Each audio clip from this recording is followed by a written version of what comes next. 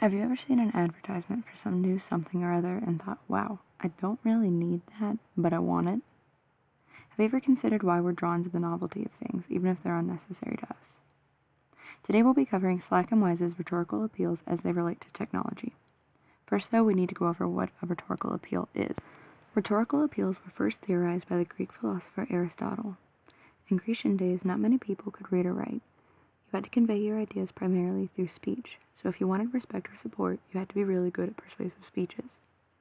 Aristotle heard a lot of great speeches in his life and noticed a few patterns in the particularly persuasive ones.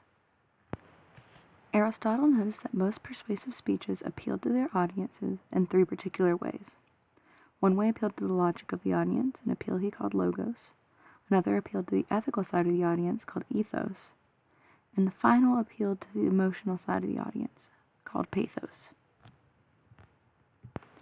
Some 2,000 years later, our friends Slack and Wise noticed some similar patterns in a way people view technology. They related these ideas using Aristotle's appeals.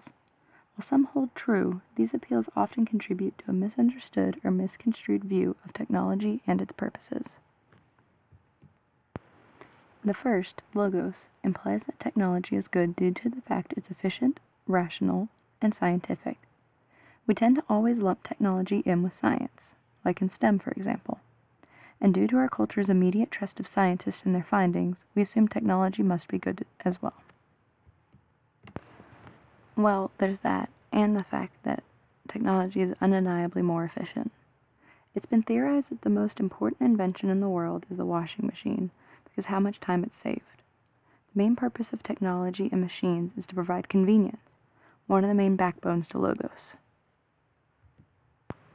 The second, ethos, claims that technology is inevitable and necessarily good.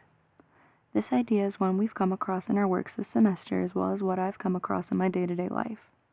Technology's steady march forward does seem inescapable at times. Some may call this progress, but if the technology in question makes you uncomfortable, the inevitability of it can feel defeating. In my experience, it's not always necessarily good. Take Mercer from Dave Eggers' The Circle, for example. Despite May's pressures, he tries to escape from technology, even going as far as to hide in a log cabin in the woods. Even there, though, May is able to find him using technology, and he's unable to avoid it. He eventually commits suicide as a last-ditch attempt to escape it. On a much less dramatic level, I've seen firsthand how difficult it is to escape modern technology or even modern apps.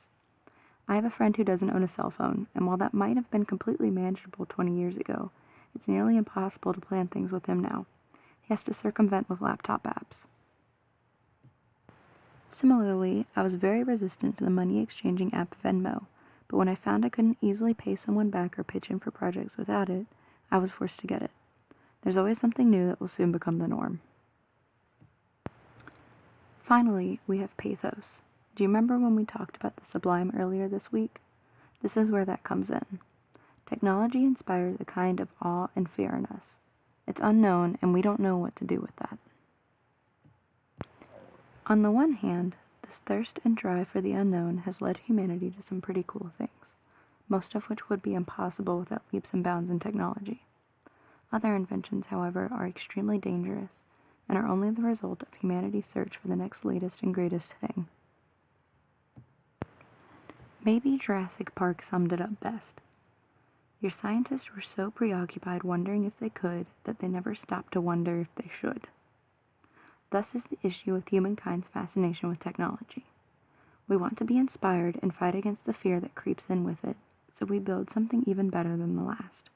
It just turns into a vicious cycle. This reverence for technology can put technology on a pedestal that it doesn't deserve. Indeed, when humanity is faced with any of these three appeals, they can become blinded to the consequences of their choices concerning technology. They are, after all, persuasive things. People want to appear the smartest, or cutting edge, or just see what their new gadgets can do, so they ditch their old equipment in exchange for the latest model. As we learned in class, this is creating a pollution problem we haven't developed different technology to solve yet. These appeals go beyond society's use of them. They're extremely popular in tech advertising. How often do you see smartphone ads that look cluttered, or laptop ads that boast that they're traditional? Most of these ads are designed to play upon our rhetorical expectations of technology, that it's good, efficient, scientific, inevitable, and worthy of near worship. Everyone wants to be the first to have what's going to be the next greatest thing, and they'll line up for miles to get it. I'm not sure Aristotle knew that his ideas would one day become the basis of an advertising theory, but they do indeed still ring true today. The most effective way to appeal to someone is through their logic, ethics, and emotions, and that extends to their views on technology. Now that you know what to look for, though, you'll be able to tell while you're drawn to that sleek and shiny whatever it is.